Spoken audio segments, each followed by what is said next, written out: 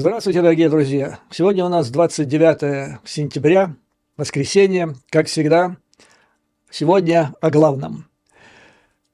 Председатель комитета по обороне российского парламента Картополов сделал несколько глубокомысленных замечаний по поводу недавних изменений в ядерную стратегию Российской Федерации, которую на прошлой неделе огласил Путин. Согласно Картополову, по большому счету, так сказать, в конце концов, принимать решение по поводу того, применять или не применять, когда применять ядерное оружие. Значит, это решение принимает Путин. Ну и как он примет, как он будет толковать эту конституцию или не конституцию, а стратегию у себя в голове, это ведомо только Путину. А может и ему неведомо. Короче говоря, вот что там в этой голове щелкнет, такое решение он и примет. А эти все изменения и так далее, это все буфанада, это все блеф, о чем мы с вами и говорили, и мы это с вами прекрасно знаем, в отличие от некоторых политиков на Западе. Ну и как написал мне один из моих постоянных зрителей по поводу этих ядерных боеголовок Путину, он должен их бояться больше, чем Байден. Потому что только Путин может нажать на эту красную кнопку. И тут такой вариант. Он может нажать, а окружающим это не понравится. Потому что они-то могут в отношении сумасшедшего Путина понимать, что это конец всему, и им тоже, и их близким и так далее. Ну и если Путин дает приказание применить ядерную кнопку, не проще ли его ликвидировать самого в одном экземпляре? Ну, а второй вариант, то есть первый вариант, он дает указания, и ближайшее окружение отказывается выполнить этот приказ, и значит, надо ликвидировать Путина. А во-вторых, значит, это свидетельствует о том, что вряд ли он когда-нибудь это предпримет, это решение, и отдаст этот приказ, потому что он должен понимать, уж он точно по-звериному чует, откуда исходит опасность, и он должен понимать, что вот как только он отдаст приказ нажать на кнопку на красную, тут же его жизнь окажется под самой большой, непосредственной и прямой угрозой от своего ближайшего окружения. Следующая интересная информация.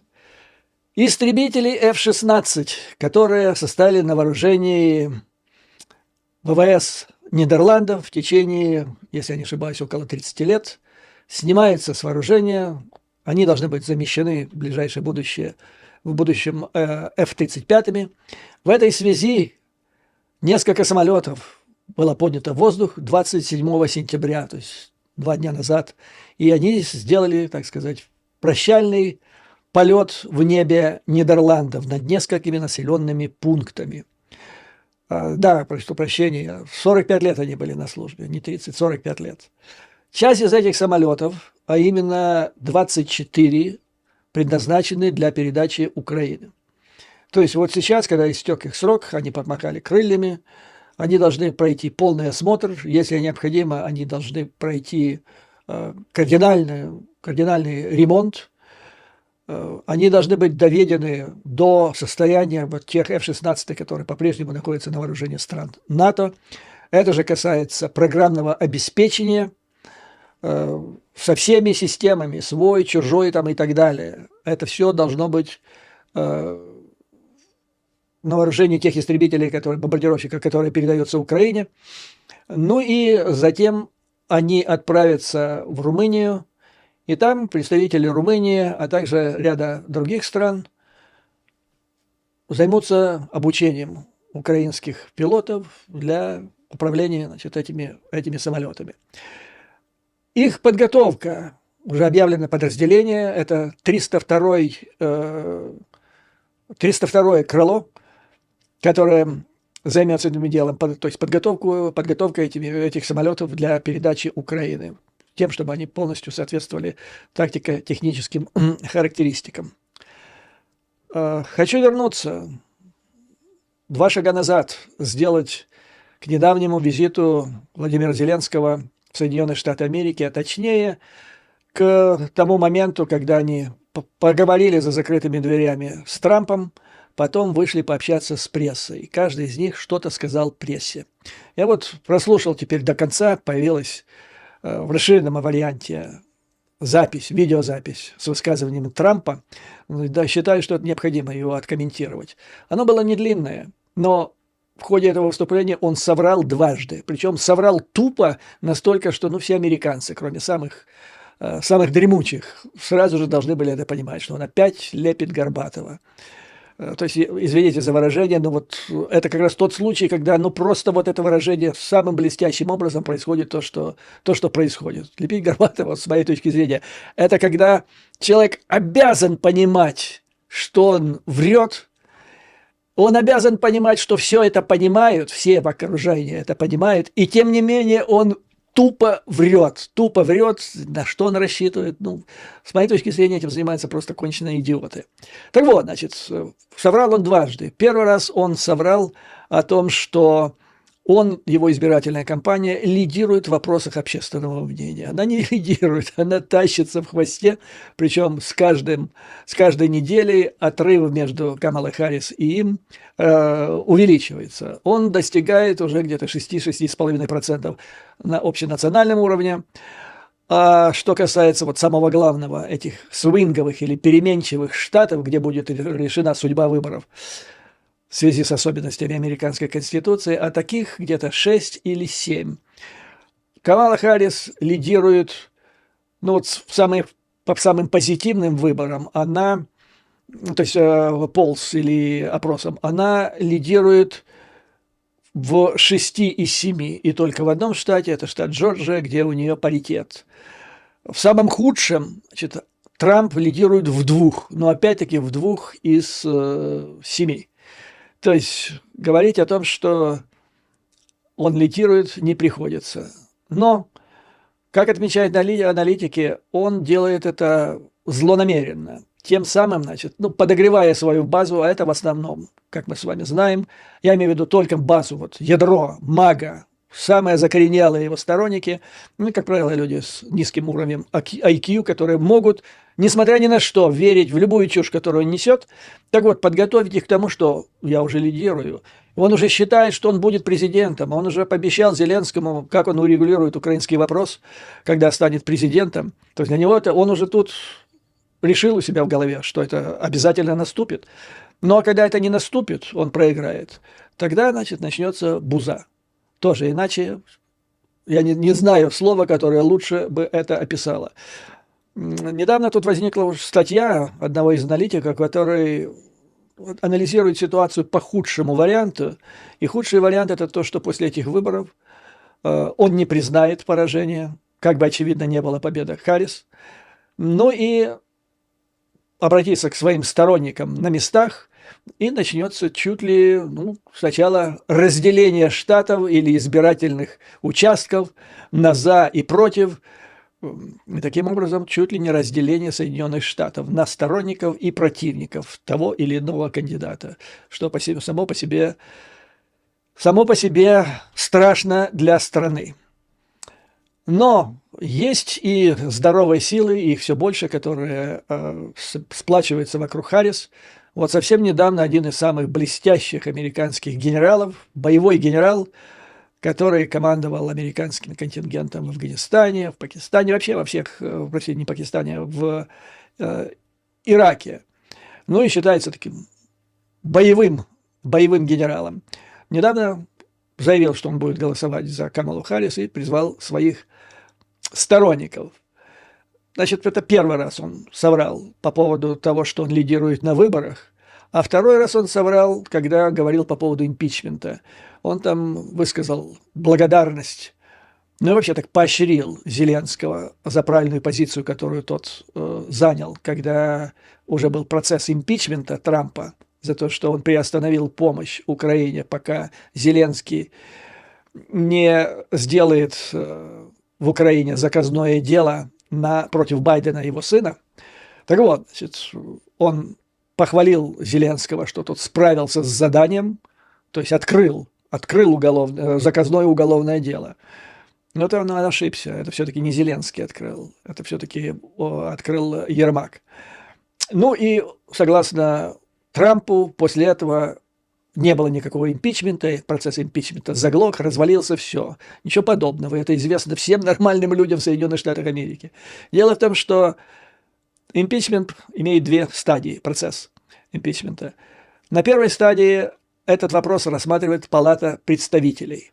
И она принимает решение, подвергать этого человека импичменту или не подвергать. Если она принимает решение подвергать, считается все. Он подвергнут импичменту. Импичмент состоялся. Он, Трамп, impeached. То есть импичнутый он уже.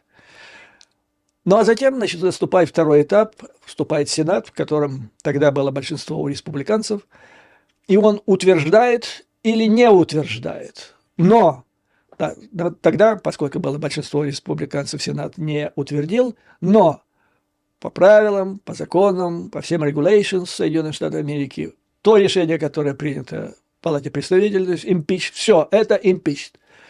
То же самое, кстати, было с президентом Клинтоном. Таким образом, вот так он соврал второй раз. Ну, бог с ним, как я им сказал, Камала впереди по вопросам, по последним вопросам общественного мнения.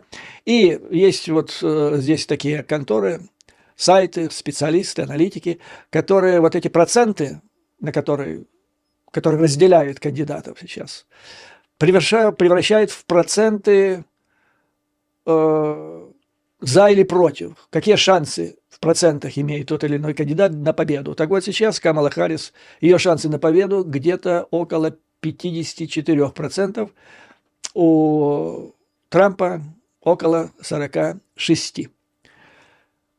Переходим к следующему вопросу. Мои постоянные зрители, или которые часто смотрят мой канал, возможно, помнят, было у меня такое предсказание, что ли, или предвидение, или ощущение, что после визита Зеленского в Соединенные Штаты Америки по возвращению ОПА может поставить вопрос так. Причем не открыто, а через своих троллеботов, коих тьма. Это один из основных инструментов ОПы – влияние на общественное мнение. В частности, вот разжигание антиамериканизма, антизападничества – это вот дело рук этого инструмента, скажем так. Так вот, значит, я предвидел, я опасался, скажем, это будет лучше, я опасался, что будет развернута кампания в том, что нас кинули в Америке, ну и вообще на Западе, поэтому деваться некуда, надо идти на соглашение с Путиным. Ну вот, значит, завершился визит Зеленского. В предыдущем видео я его откомментировал, причем я считаю, что откомментировал, чтобы там не визжали троллеботы, я его откомментировал сбалансированно в сторону плюс. И на то были основания. И несмотря на это, на следующее утро, значит, я захожу уже после того, как развернул это видео, читаю отклики, вижу невероятное присутствие команды ботов, очевидно, кремлевских и ботов из ОПы, которые в луженые глотки дудят, кричат одно и то же. Надо идти, значит, нация погибает, надо спасать нацию, надо соглашаться на, не то что переговоры, на сделку с Путиным, причем на любых условиях, на его условиях. Ну, что я могу сказать? Значит, первое, вот такие вопли, надо сдаваться или капитулировать перед врагом в условиях настоящих войн. Это считается деморализацией. Это одно из самых страшных преступлений или одно из самых страшных психологических операций, которые проходит враг в стране, которую он хочет прежде всего морально подавить. За моральным подавлением внутри страны идет поражение на поле боя. Так вот, это страшная операция, это преступление против страны, где, значит, ты распространяешь все это дело, должно быть по законам этой страны. Ну и в войнах прошлого, возьмем Вторую мировую войну, за это расстреливали, за отдельные листовки, вот это все расстреливали. Сейчас вот эти вопли на каналах YouTube можно рассматривать как те же самые листовки, только с большей силой, большей эффективностью воздействия, потому что, ну, листовка, а тут 1000 глушенных глоток и орут одно и то же. Естественно, эффект может быть один больше. Так вот, я этого не допущу, этой темы. Я буду просто ее изничтожать каленым железом. И если эти боты хотят этим заниматься, я имею в виду боты из ОПы, пусть они занимаются на специально созданных для этого каналах, но их у меня на канале не будет. Все они будут похоронены моими помощниками в одной братской бота-могиле.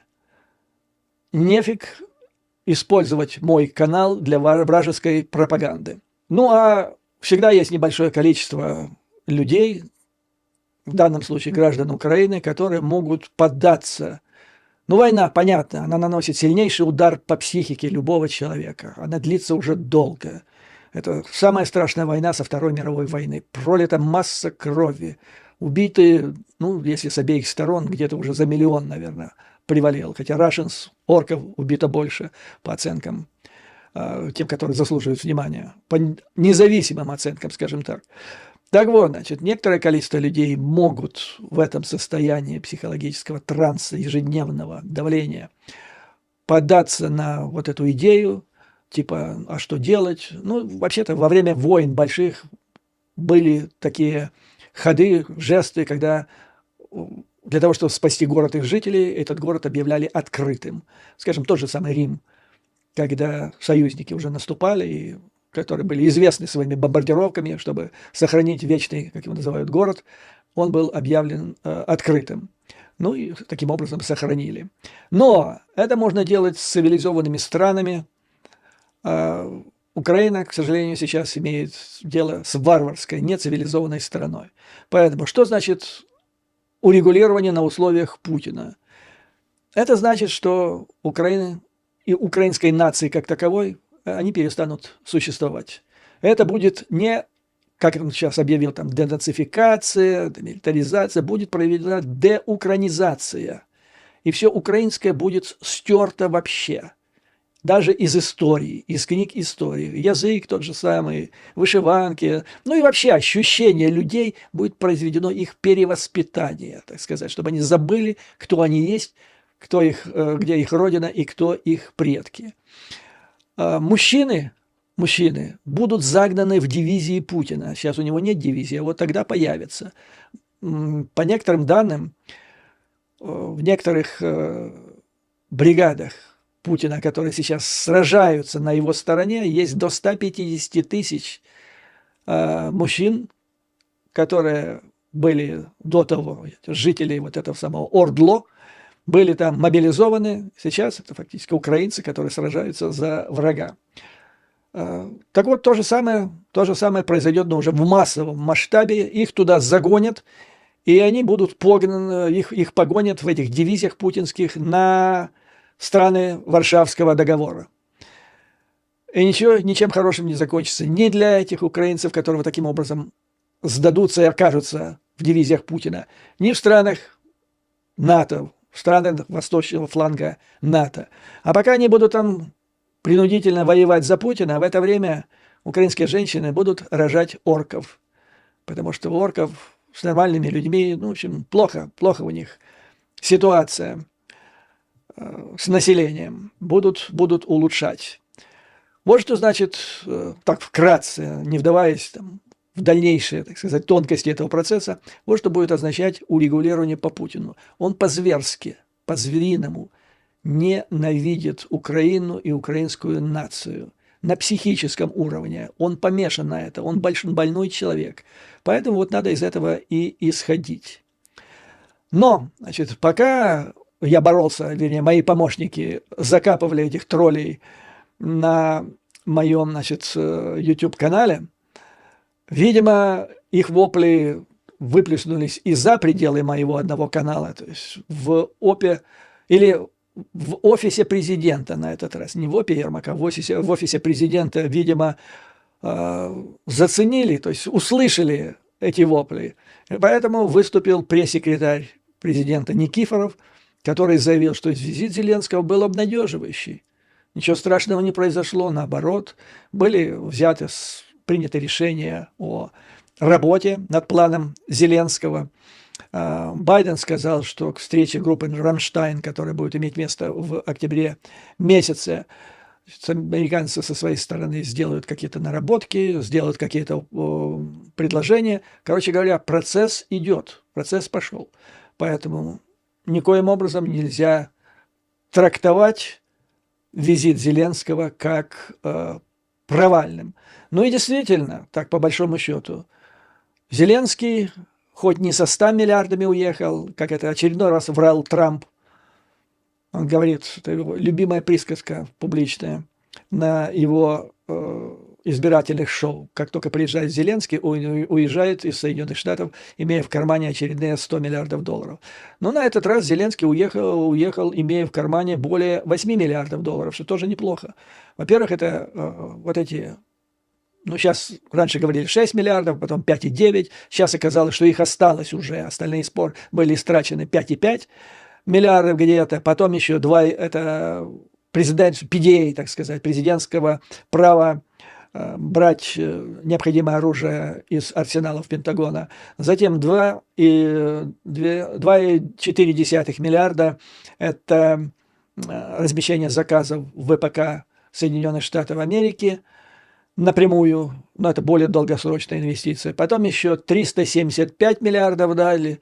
Там дали и снаряды кассетные, которые необходимы для Восточного фронта. Дали бомбы вот эти новые, которые летают там на 130 километров, тоже кассетные. Ну и масса других очень полезных вещей, как системы противоракетной, противовоздушной обороны, так и те, которые необходимы для тех боев, которые сейчас происходят на Донбассе и Курской области. Следующий вопрос. Я заметил вот в последние дни интересная тенденция появилась в британской, в американских СМИ. Это сравнение действий Израиля и Украины в войнах, которые сейчас имеют место с их участием. Интересное сравнение. Ну и вообще последнее событие на Ближнем Востоке, в частности, операция израильских спецслужб, а также израильских военно-воздушных сил, они были настолько впечатляющие, что фактически изменили ситуацию в этом регионе. Так оказывается, вот буквально последние новости о том, что в ходе этого удара, которым было уничтожено, ну, во-первых, лидер Хезболлы Насралла, а также около 20, пару дюжин его ближайших соратников и вообще высших командиров Хезболлы. Короче говоря, весь руководящий состав организации был уничтожен в этом ударе. Ну и теперь оказывается, что помимо них там еще был генерал из корпуса стражей исламской революции. Это было триумфом Израиля, его спецслужб, его вооруженных сил. Самое главное, вот в чем самое главное. Ладно, там поразить бомбовым ударом, причем точно поразить, это успех, это мастерство военных. Но я думаю, что гораздо больше успех это со стороны спецслужб. Узнать точный день и точное время и место, когда вот эти все люди, они должны, по идее, они не должны никогда собираться вместе. Так вот, когда эти все люди вдруг соберутся в одном помещении, где их можно вот так вот прихлопнуть, это фантастика просто. Молодцы. То есть одним этим израильские спецслужбы, разведка, они реабилитировали себя за тот промах, который не допустили накануне 7 октября, когда Хамас совершил эту террористическую вылазку, за которой последовали вот все эти нынешние события. Так вот, значит, по оценкам израильских СМИ, это был поворотный путь, вернее, поворотный момент в борьбе Израиля против Хезболлы.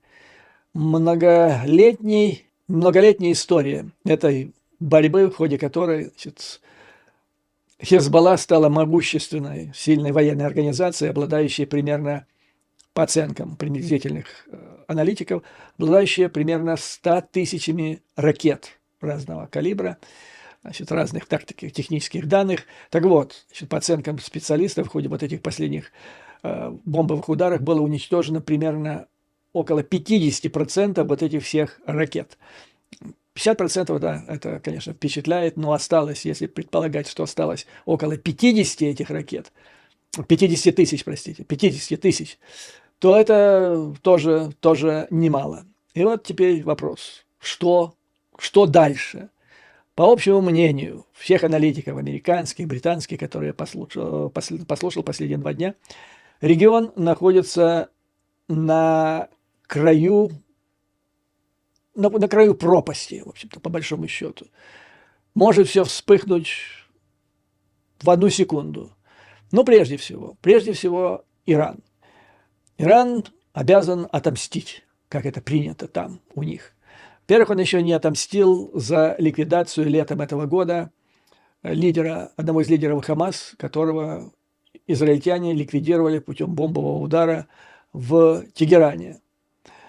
Ну а теперь очередной вот этот бомбовый удар по руководству Хезболлы, они тоже должны что-то сделать. Теперь вопрос, сделают они это или не сделают. Раньше, когда на ликвидацию одного из лидеров Хезболлы тогда было в Бейруте, Иран вынужден был дать ответ, но дал таким образом, что сначала проинформировал Израиль или Соединенные Штаты о том, когда и в каком направлении это произойдет, чтобы свести до минимума тот ущерб, который даст этот ответ Ирана. Так вот, значит, тогда Иран заявлял, или так он сделал утечку информации, что смелость для его ответного удара был придан тем фактом, что у Ирана есть ядерное оружие. Все, уже есть. Теперь нам нечего опасаться, мы можем отвечать, и если что, мы готовы будем применить ядерное оружие. Ну, почти как Путин. И вот теперь заминка. Которая некоторые подвергает сомнению. Это ИПСО. Причем это такое ИПСО, которым нельзя тиражировать, нельзя его повторять регулярно или даже несколько раз, поскольку она теряет свою эффективность, свое качество. Поэтому вопрос, значит, перед Ираном, что делать? Как считают аналитики, перед Ираном несколько проблем. Проблема номер 1. Если они ввяжутся в полномасштабную войну с Израилем, то они могут потерять всю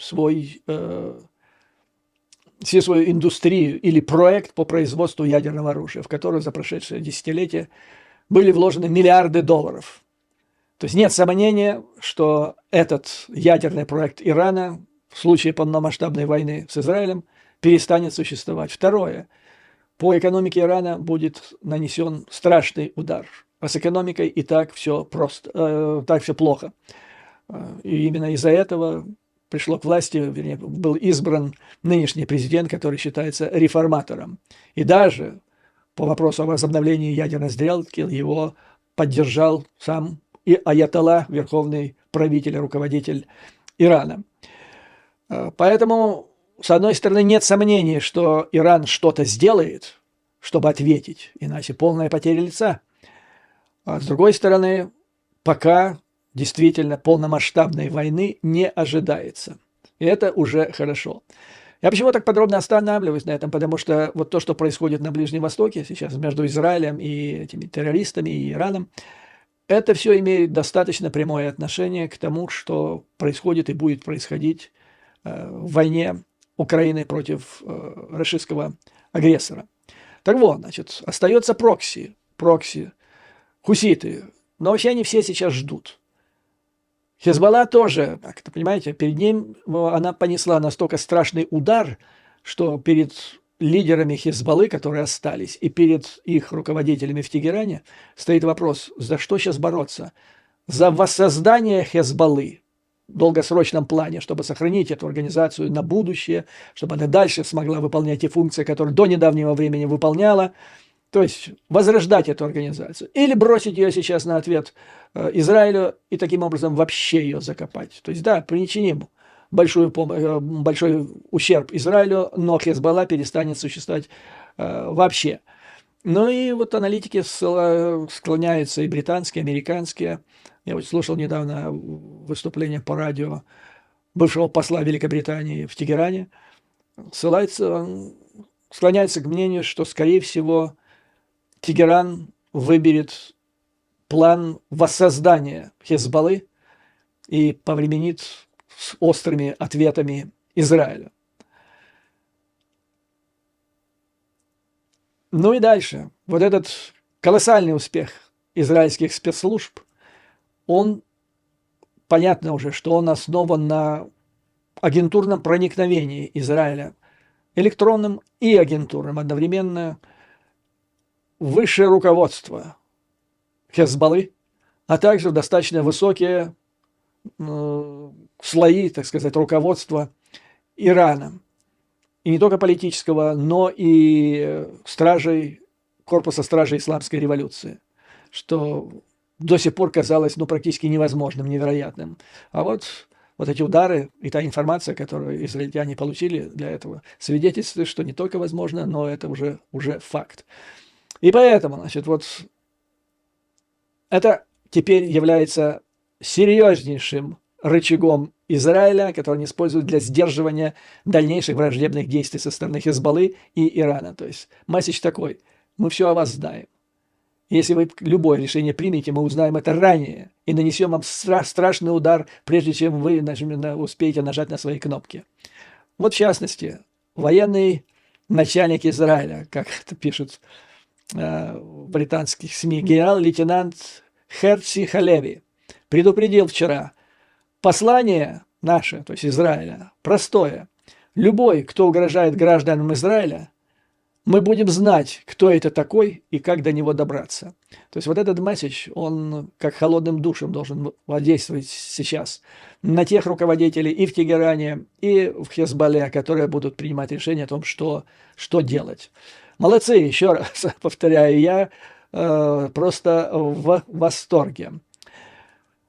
Так вот, как трактуют британские СМИ вот это высказывание генерал-лейтенанта Халеви, эта стратегия называется эскалационным доминированием. То есть Израиль, как страна, во-первых, они доминируют в этом конфликте, и они принимают решение, как эскалировать его, если нам, во-первых, надо или не надо эскалировать, если надо, то как, в какую сторону и так далее.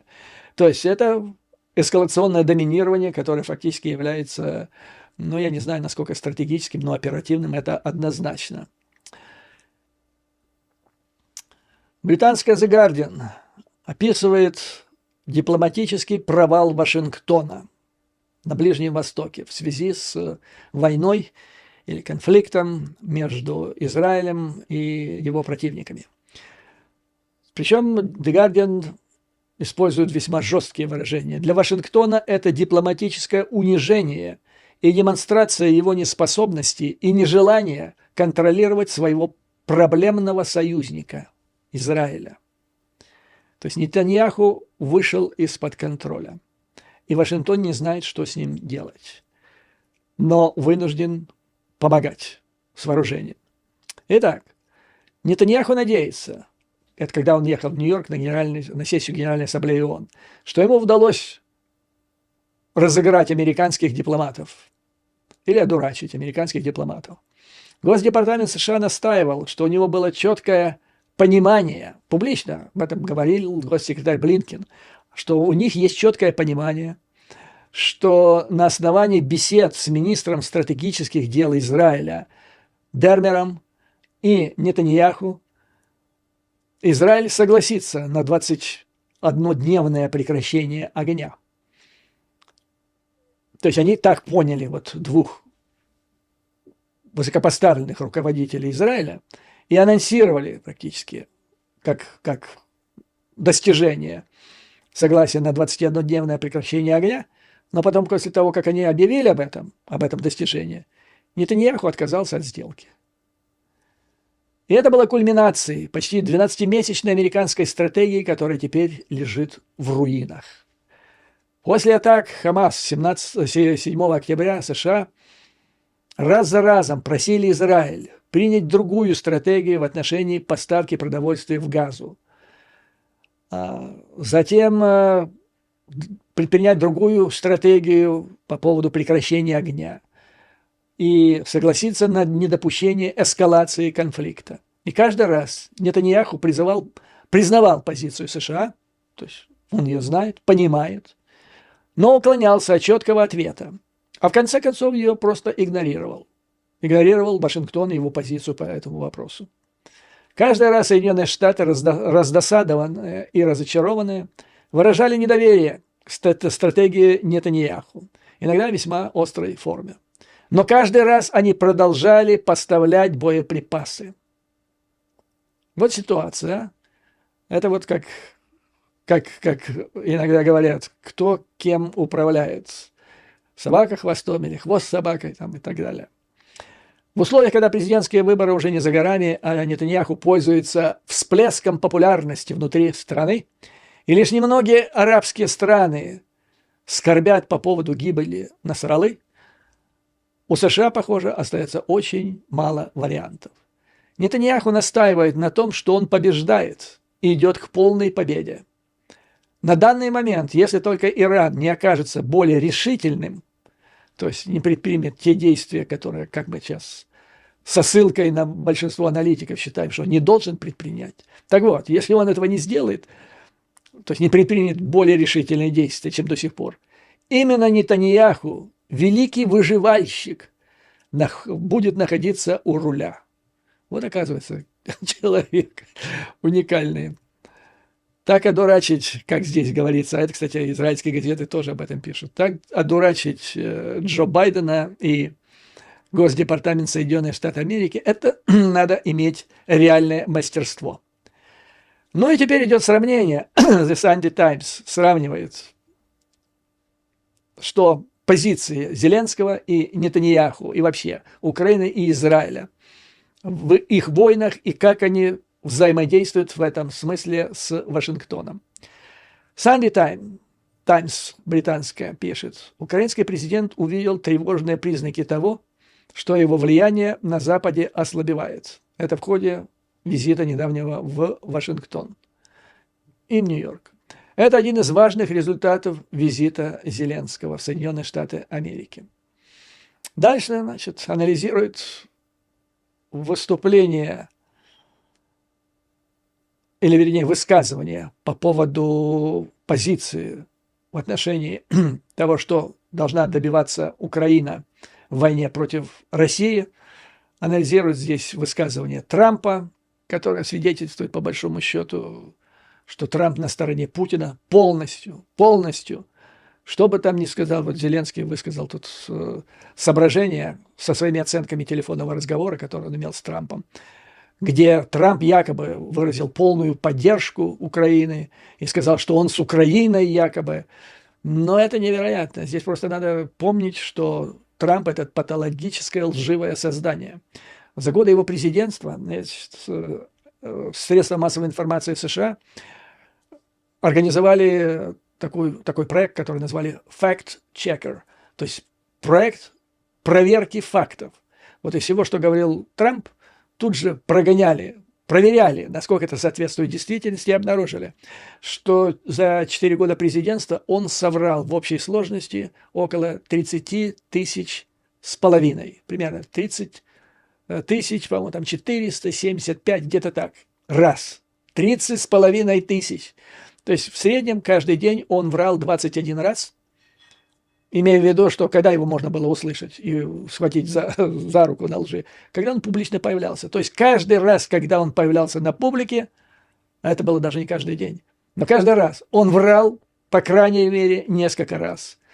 Но если вот то, что я не вижу смысла и не могу даже себе представить, что Зеленский здесь как-то там исковеркал или неправильно подал то, что ему сказал Трамп. Верю, что Трамп ему вот это сказал, но совершенно не имея это в виду. Ну и затем, значит, говорится, что позиция Байдена вялая, такая, и мы это сами видели. И, наконец, то, что сказала Камала Харрис. Здесь газета именно на это обращает внимание. Настаивая на том, это Камала Харрис, настояла на том, что Украину не следует принуждать к капитуляции или к условиям урегулирования, которые равносильны капитуляции. Харрис сумела провести четкую грань между своим собственным посланием, между своей позицией и позицией Байдена. То есть у нее, а мы, кстати, об этом с вами обсуждали некоторое время назад, я бы сказал так, 2-3 недели назад, что у нее должна быть более радикальная и более внятная позиция в отношении Украины и войны на ее территории. И вот с нами согласна Sunday Times, что она провела четкую грань между своей позицией, позицией Байдена, ее позиция более решительная в поддержке Украины.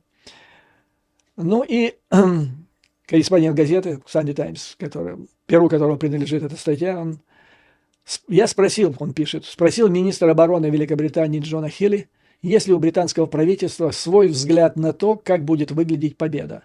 Он ответил, кавычки открываются, это абсолютное предотвращение победы Путина, кавычки закрываются. Но по мнению журналиста, такая позиция оставляет открытым вопрос, придется ли Украине примириться с потерей Крыма и территории на востоке страны.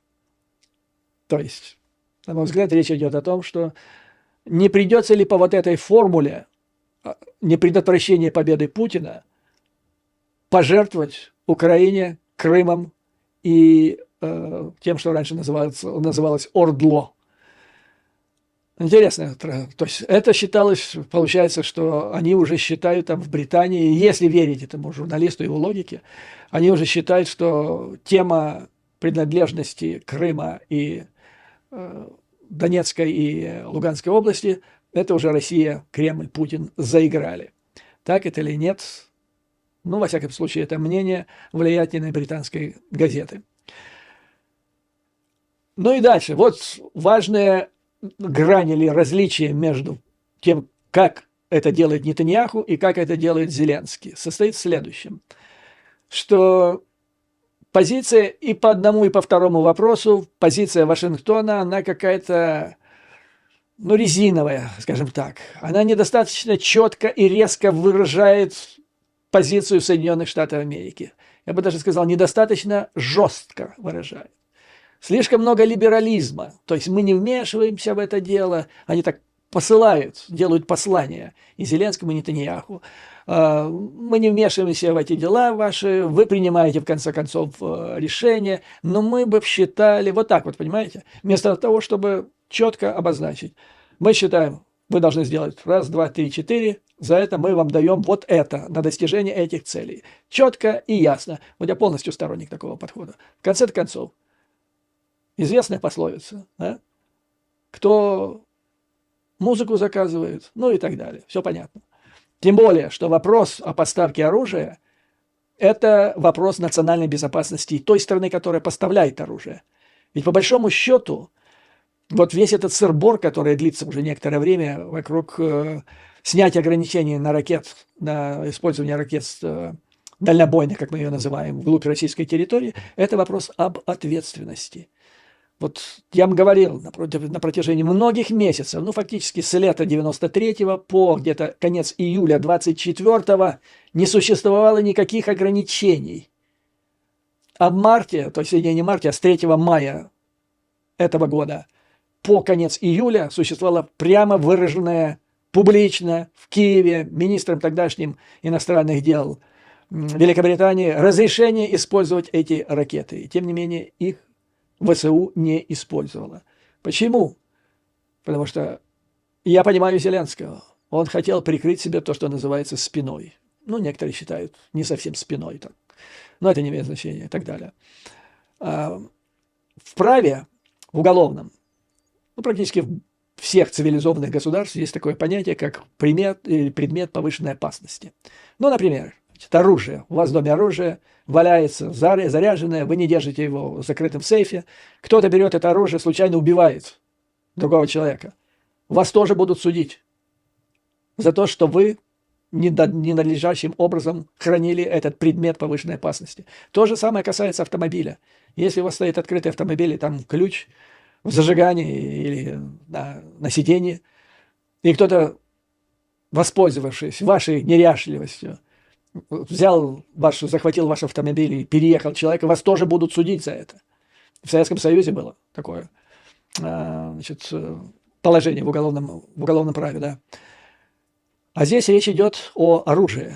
То есть, если ракетой Storm Shadow, вот когда существовало разрешение лорда Камерона использовать его, так вот, если стреляет ВСУ и разрешение существует формально, то несут Соединенные Штаты ответственность и Великобритания. Тогда все, это повод для войны. Россия кричит, все, на нас напали США, Великобритания, вот у нас ядерная стратегия и так далее. То есть конфликт переходит на такой уровень. Если же Украина стреляет без вот этого формального разрешения, получается, как была такая формула. Ну, раз мы передали Storm Shadow Украине, это теперь ее оружие, она применяет как хочет. Вот что надо было делать. И что получается? Вот Украина сколько раз наносила удары, мощные, эффективные удары вглубь российской территории, и что Россия? Где были ее грозные ответы и так далее. Но вот единственное, что она могла сделать в ответ, это нанести массированный удар по Одессе, по порту. Да, это они могут сделать. Но не более того. То есть в одном случае это выходим на потенциальный ядерный конфликт, в другом случае это удар город на город и так далее. В общем, вся проблема вот этого разрешения не потому, что кто-то там чего-то боится взять на себя ответственность. Вот вопрос. Почему он боится? По различным соображениям. Одно соображение. Предвыборная кампания, потому что сейчас Трамп и его предвыборная кампания орут, что Камала Харрис, она вовлечет, уже, собственно говоря, вовлекает вместе с Байденом Америку в Третью мировую ядерную, термоядерную войну, а он вот голубь такой, поэтому выбирайте меня. А в условиях, когда они идут нос в нос, там 2% и так далее, это может все изменить на президентских выборах. Вот, собственно говоря, какая ситуация. И что пишет по этому поводу, значит, The Sunday Times?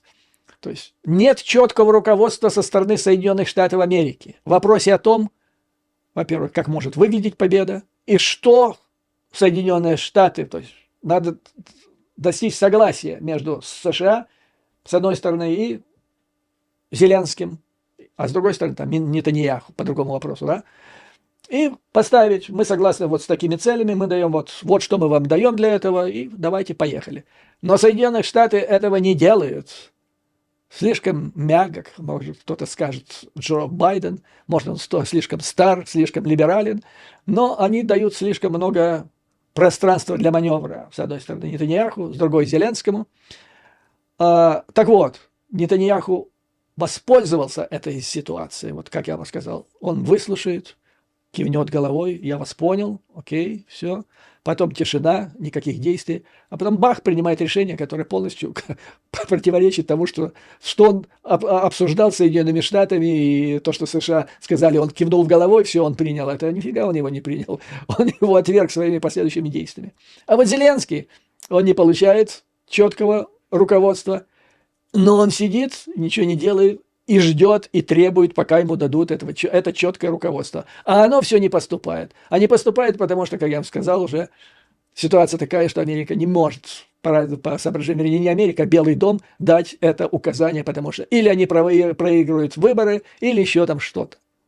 Вот, собственно говоря, какая ситуация. Ну и, наконец, все это приводит к следующему для Украины. Анализируя в большой статье ту работу, которую провел Зеленский в Соединенных Штатах Америки, в частности, его выступление на Генеральной Ассамблее ООН, газета пишет, что Зеленский говорил об опасности умиротворения воинственных держав, таких как Россия, и о несправедливости попыток навязать Украине однобокий мир. Но он также не смог объяснить, каким может быть приемлемое окончание войны, если не считать полной победы. То есть они воспринимают тот план, который он привез, это план полной победы. Но последнее предложение в анализе Economist. В нынешнем положении Украины полная победа вот в такой форме не представляется возможной. Точка.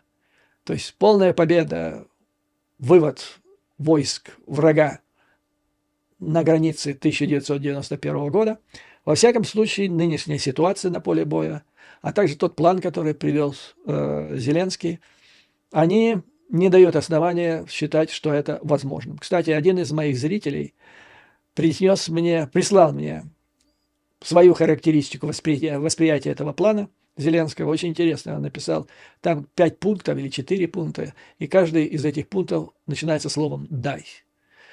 Вот такое вот мнение.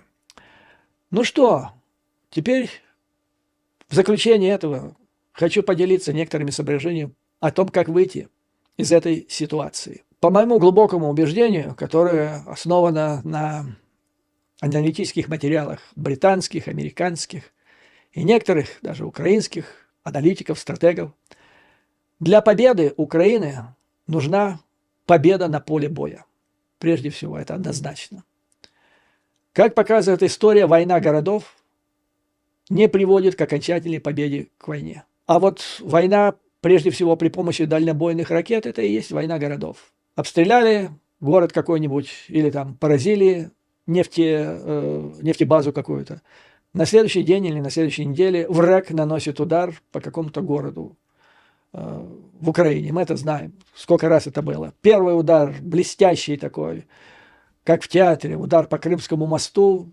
Все аплодируют, радость, 1-2 дня, на третий день налет и практически полное уничтожение Одесского порта.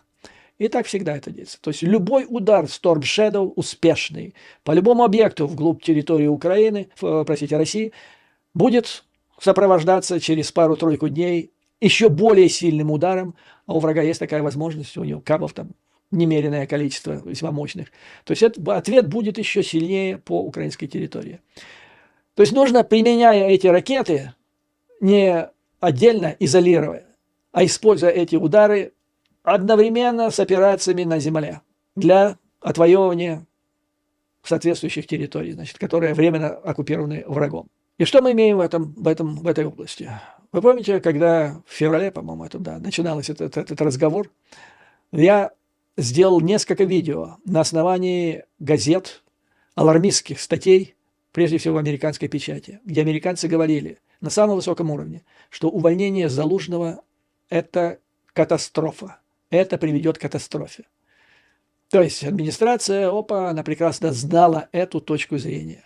Была это вот примерно такая же ситуация, как накануне 24 февраля 2022 года, когда полгода американцы орали, сначала тихо, по дипломатическим, политическим каналам спецслужб, потому что орали через все средства массовой информации, через океан, что на вас нападут, готовьтесь. В ответ шуточки, прибауточки, а потом и появилась изрядная доля хамовитости в ответах. Типа вы от нас отпугиваете инвесторов.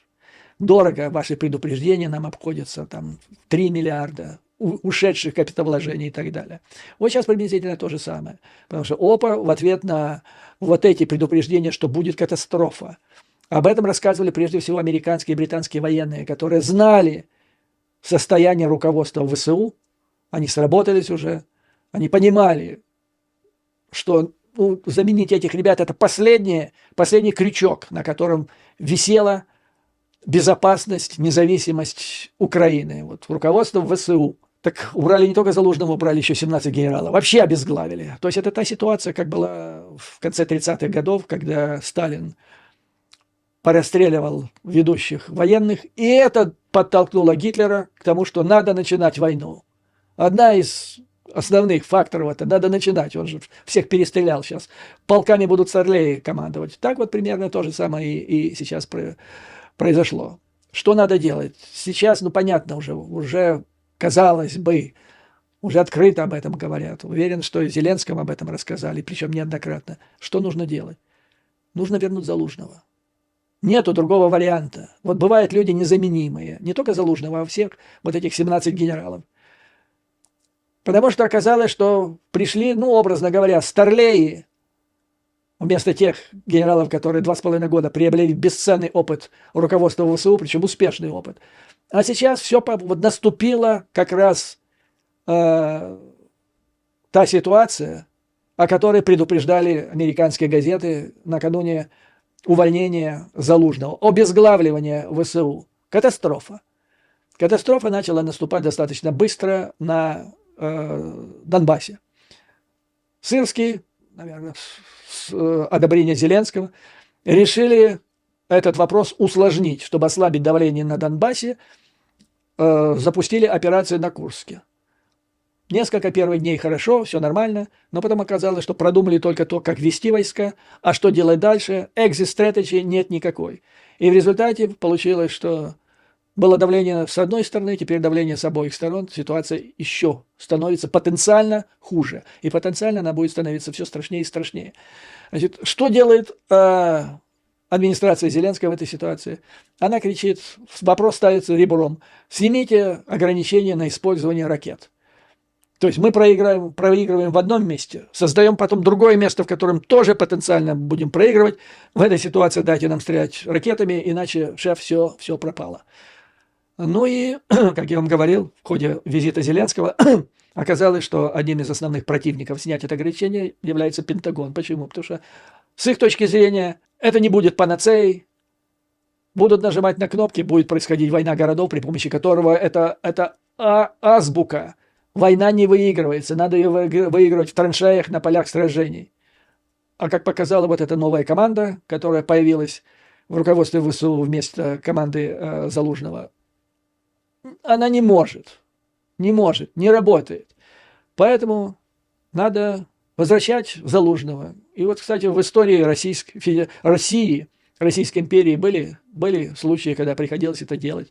Я не знаю, это документы или это полулегенды, но вот говорят, что попадал в опалу Суворов, попадал в опалу Кутузов, но потом, когда приходило время, просили, возвращали обратно. Потом обратно могли задвинуть. Кстати, также Сталин делал с маршалами, которых с началом войны выпустил, кто остался живой, а потом после войны часть из них опять туда закатал.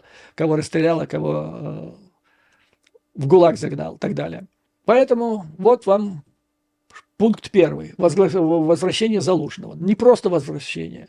Значит, необходимо совместное действие. Страна, но не просто в опасности, она в смертельной опасности. И для того, чтобы избежать вот этот вечный разговор, возникает ситуация сложная на поле боя, которую руководящие люди в Украине устраивают своими руками в тайне от Вашингтона и Лондона и НАТО. Возникает критическая ситуация: дайте нам вот это оружие. Дали оружие, через некоторое время возникает другая ситуация: вот дайте нам вот это оружие и так далее. Для того, чтобы это избежать. А потом на каком-то этапе вам начинают говорить: не дадим вот этого оружия. Значит, все, хватит. Потому что это бесполезно. Так вот, чтобы этого избежать, команда Залужного имеет прекрасный опыт совместной работы с военными стран НАТО, прежде всего Вашингтон, Лондон. Они должны совместно разрабатывать операции, они должны совместно планировать, какое оружие для этого необходимо, и тогда и оружие предоставят адекватное для успеха вот этой конкретной операции. А успех им необходим. Об этом сказал уже Байден, что наша цель – победа, победа Украины. Впервые все ждали, когда он скажет. Сказал он уже во время пребывания Зеленского. Ну и Камала Харрис однозначно сказала. Причем, как пишут сейчас аналитики, которых я вам процитировал, у нее более радикальная, твердая, жесткая позиция в поддержку Украины и против России, чем у Байдена.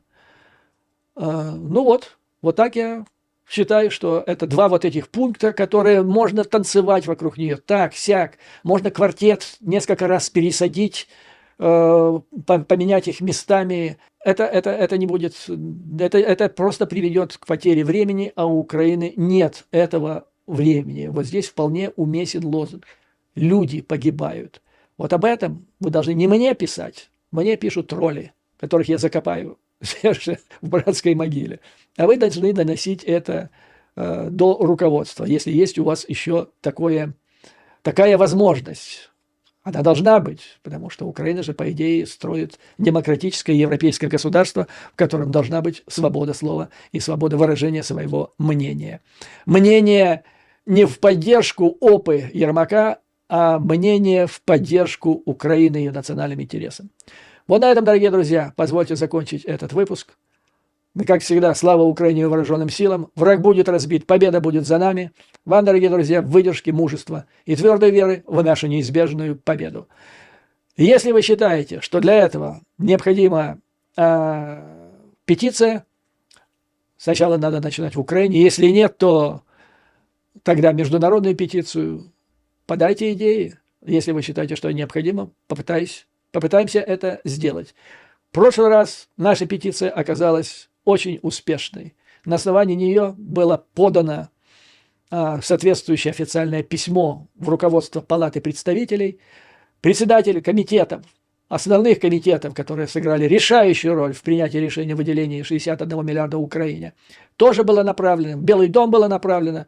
Короче говоря, можно, конечно, спорить о том, насколько она стала решающей. Я не хочу преувеличивать роль этой. Может, это была последняя капля или последняя соломинка, которая переломила хребет тем, которые противились оказанию помощи Украине. Но это факт, что дело, за которое мы боролись, выиграло.